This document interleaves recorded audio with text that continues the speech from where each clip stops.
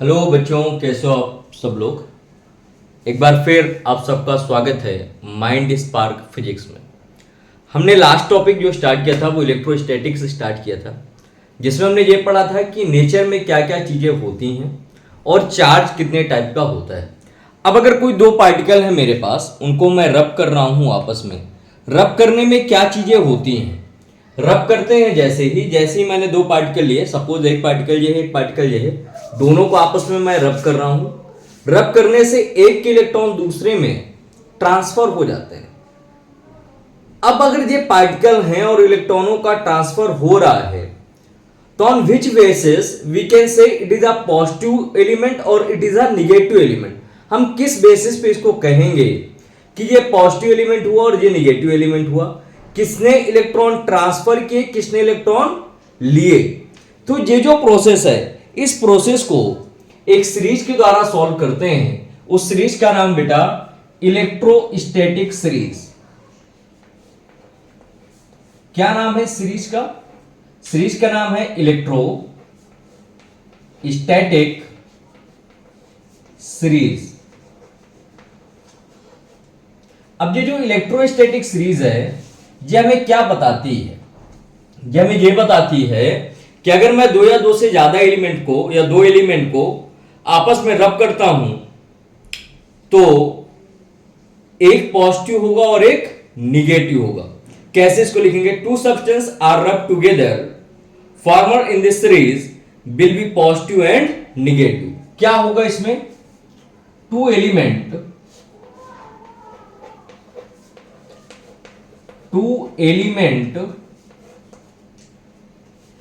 rub together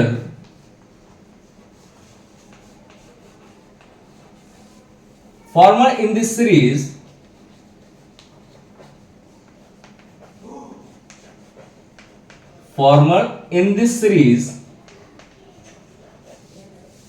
अगर दो element को हम इस सीरीज के आपस में रब करें, will be positive and negative. कैसे होंगे बेटा?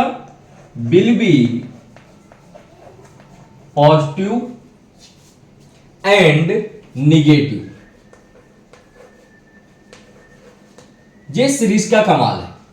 अगर हम दो एलिमेंट्स को आपस में रब कर रहे होंगे और रब करते समय देखेंगे, तो दोनों एलिमेंट्स में एक पॉजिटिव होगा और एक निगेटिव होगा। अच्छा, ये जो सीरीज है किन के एलिमेंट्स को लेकर बनी, उस सीरीज की बात करते हैं। तो यहां पर जो शुरुआत होती है एलिमेंट में, वो है बेटा ग्लास।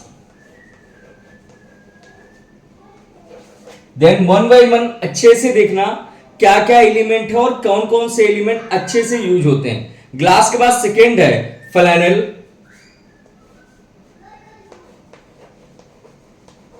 ये आपका सेकेंड एलिमेंट है। नंबर थर्ड एलिमेंट जब आप यहां पर देखोगे, the third element is would.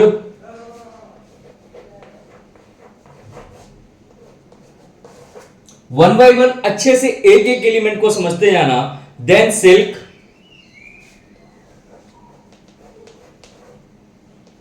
Number 5 silk के बाद अगला एलिमेंट आता है मेटल।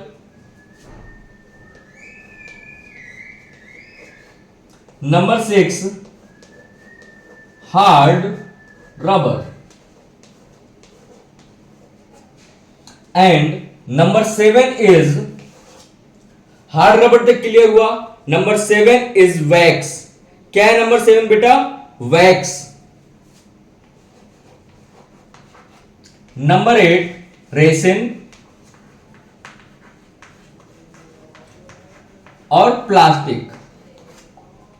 Number 9 phosphorus. नंबर 9 क्या है बेटा?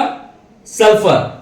क्या है? Sulphur, not a phosphorus, it is a sulphur. तो ये हमारे एलिमेंट हुए। क्या क्या है? Glass, flannel, wood, silk, metal, hard rubber, wax, resin and plastic. अब अगर ग्लास को, जो कि ऑल टाइम पॉजिटिव होता है, इसको मैं रेसिन के साथ करूंगा तो रेसिन नीचे आ रहा है ना, तो ये निगेटिव होगा। मतलब ऊपर के जो एलिमेंट है, ऐसे ग्लास को फेनल के साथ करेंगे तो ग्लास पॉजिटिव, ये निगेटिव। वुड को सिल्क के साथ करोगे तो positive, silk negative.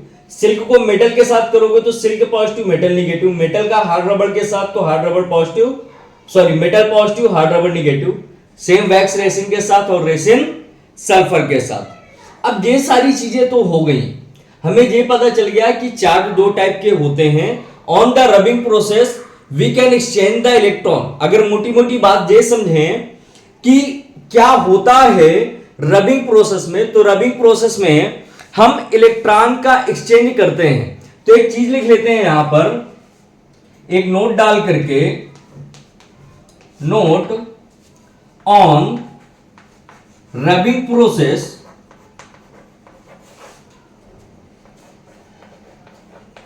on rubbing process we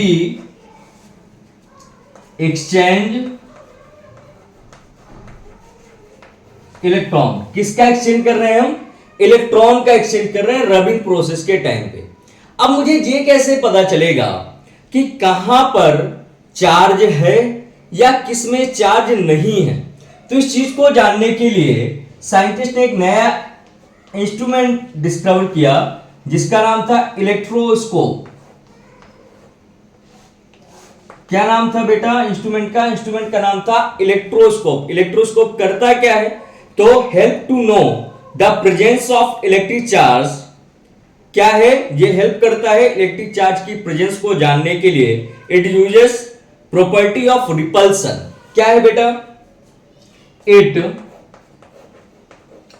help to know presence of electric charge.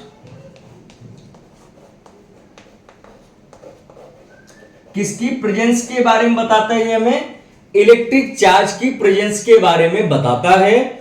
और किस प्रॉपर्टी को यूज करता है? It uses property of repulsion. तो बेटा किस प्रॉपर्टी का यूज करके ये ऐसा काम कर रहा है? रिपल्सन। किसका रिपल्सन? चार्ज का रिपल्सन। तो यहां लिख देते हैं रिपल्सन ऑफ चार्ज। तो अभी आपने ये देखा कि एक सीरीज है जो रबिंग प्रोसेस में मुझे ये बताती है कि मेरे पास कौन कौन सा मटेरियल है, किस मटेरियल के साथ क्या चीजें होती हैं और रबिंग प्रोसेस क्या है। हमने जो सीरीज पढ़ी उस सीरीज का नाम क्या है? उस सीरीज का नाम है इलेक्ट्रोस्टैटिक सीरीज, जो हमें सारी चीजों के बारे में प्रॉपर्ली बताती है। क्लियर है यहां तक? आई होप कि क्लियर होगा। अब आते हैं नेक्स्ट टॉपिक। जब नेक्स्ट टॉपिक की बात करते हैं हम, यहां तक हमने ये पढ़ लिया कि सीरीज उरीज क्या होता है, सब कुछ क्या होता है। अब इन्हीं बेसिस पे एक थ्योरी दी गई जिसका नाम था बेटा इलेक्ट्रॉन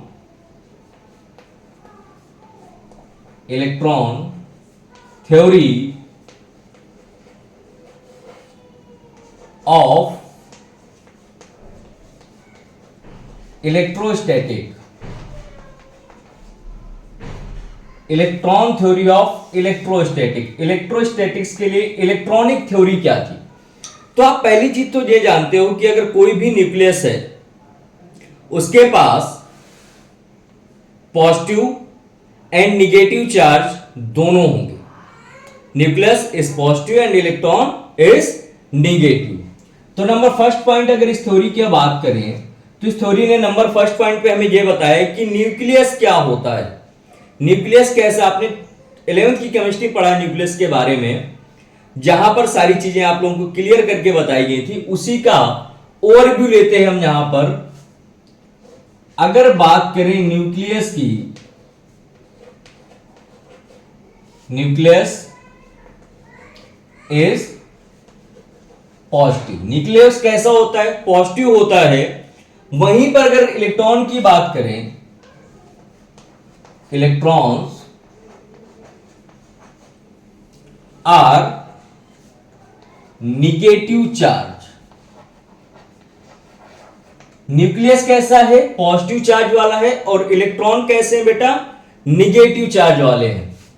चलो ये बात तो क्लियर हो गई सर कि न्यूक्लियस जैसा होता है वो पॉजिटिव होता है और इलेक्ट्रॉन्स हमारे निगेटिव होते हैं। और क्या है इस थ्योरी में? और इस थ्योरी में एक चीज है, they are equal in number, तो net charge of atom is zero. मतलब किसी भी अगर एटम की बात करें तो पॉजिटिव एंड निगेटिव चार्ज क्या होंगे, इक्वल होंगे। On atom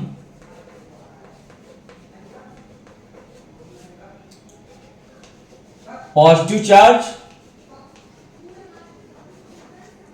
is equal to negative charge. It means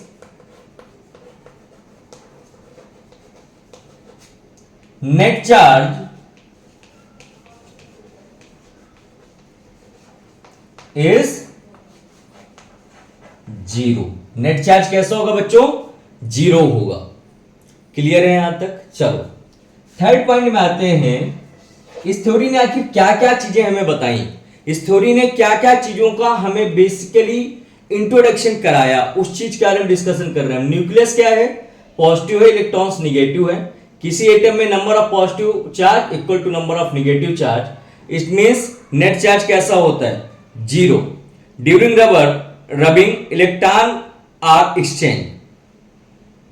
क्या होते हैं बेटा, रबिंग में इलेक्ट्रॉन एक्सचेंज होते हैं। ड्यूरिंग rubbing process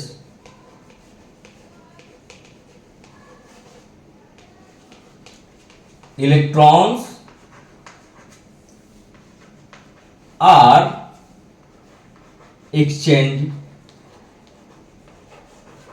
अब अगर इलेक्ट्रॉन एक्सचेंज हो रहे हैं तो क्या होगा, कौन सी थ्योरी को एक्सप्लेन करेंगे, तो they explain developing opposite charge. किसको एक्सप्लेन कर रहे हैं बेटा, ये जो इलेक्ट्रॉन का ट्रांसफर है ये एक्सप्लेन करता है, दे एक्सप्लेन थ्योरी ऑफ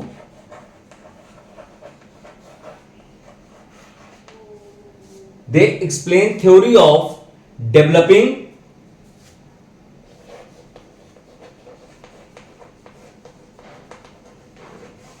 किसके डेवलपमेंट की बात हो रही है, डेवलपिंग अपोजिट चार्ज। तो ये जो थ्योरी है ये हमें अपोजिट चार्ज के डेवलपमेंट के बारे में बताती है कि ऐसा होता है।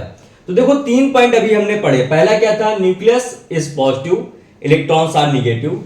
दूसरा हमने पढ़ा one atom positive, on atom positive charge is equal to negative charge. It means net charge is zero.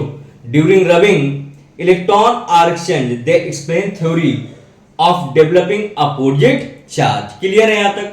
और क्या बातें हुई होंगी, क्या इतनी ही बातों में ये थ्योरी सिमट के रह गई होगी? नहीं, ऐसा तो नहीं है। तो यहां पर ये बताया गया, the body with excess electron become positive, the body which loss electron become negative. चलो यहां देखते हैं, ये एक बॉडी है मेरे पास।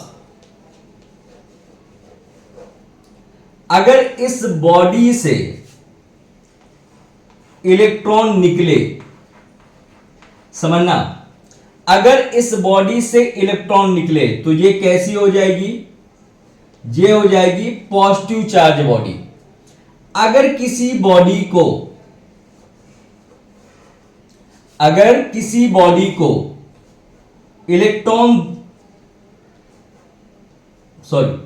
इलेक्ट्रॉन निकले तब क्या होगा, लॉस हुआ ना। अगर इलेक्ट्रॉन का लॉस हुआ तो the body which loss electron become positive. Loss हो रहा है यहां पर। अब एक बॉडी ऐसी थी जिसने इलेक्ट्रॉन को गेन किया, इस बॉडी ने इलेक्ट्रॉन को गेन किया, तो ये कैसी हो गई, निगेटिव।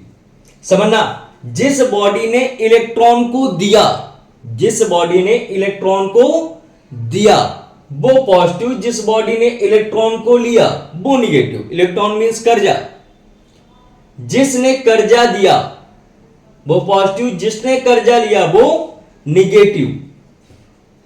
क्लियर हुआ? जिस बॉडी ने इलेक्ट्रॉन दिए वो पॉजिटिव, जिसने लिए वो निगेटिव। यहां तक कोई डाउट नहीं होगा। आते हैं अगले पॉइंट पे, यानी कि नंबर 5 पे। अब नंबर 5 क्या कहता है, only electron is responsible for electrification. कौन रिस्पॉन्सिबल है? Only electron are responsible for electrification.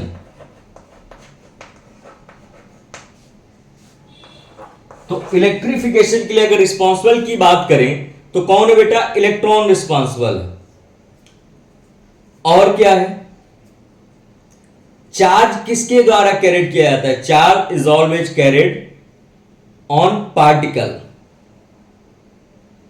Vacuum में चार्ज मूव नहीं करता। तो देखो, चार्ज always carried particle। अगर पार्टिकल कैरिड करता है तो वैक्यूम का मोमेंट कैसा होगा? In vacuum it can not move. Clear है यहां तक? आई होप कि यहां तक सारी चीजें क्लियर होंगी। एक बार और अच्छे से देख लो, मैं हट जाता हूं बोर्ड के सामने से। इस थ्योरी को अच्छे से पढ़ो, क्या क्या चीजें हैं इस थ्योरी में, और इस थ्योरी का नाम क्या है? इस थ्योरी का नाम है इलेक्ट्रॉन थ्योरी ऑफ इलेक्ट्रोस्टैटिक्स। क्या नाम बेटा इस थ्योरी का? Electron theory of electrostatics. क्या क्या है? न्यूक्लियस कैसा होता है? पॉजिटिव इलेक्ट्रॉन कैसे होते हैं? Negative. On atom number of positive charge is equal to number of negative charge. ये हो गया। रबिंग प्रोसेस में क्या होता है? कौन सी बॉडी इलेक्ट्रॉन एक्सचेंज करती है, कौन सी बॉडी इलेक्ट्रॉन गेन करती है। तो ये था हमारा आज का कंप्लीट लेक्चर, जहां पर हमने इस सारी प्रोसेस के बारे में पढ़ा। अब हम नेक्स्ट लेक्चर में पढ़ेंगे relation between mass and electron. Then हम किसी बॉडी को कैसे चार्ज कर सकते हैं और बॉडी का क्लासिफिकेशन क्या होगा on the basis of charging या on the basis of method of charging. तो I hope you study with me and you like my video. If you like the series, then please like, share and subscribe this channel Mind Spark Physics. Thank you very much and meet me on next topic on time. Thank you बच्चों।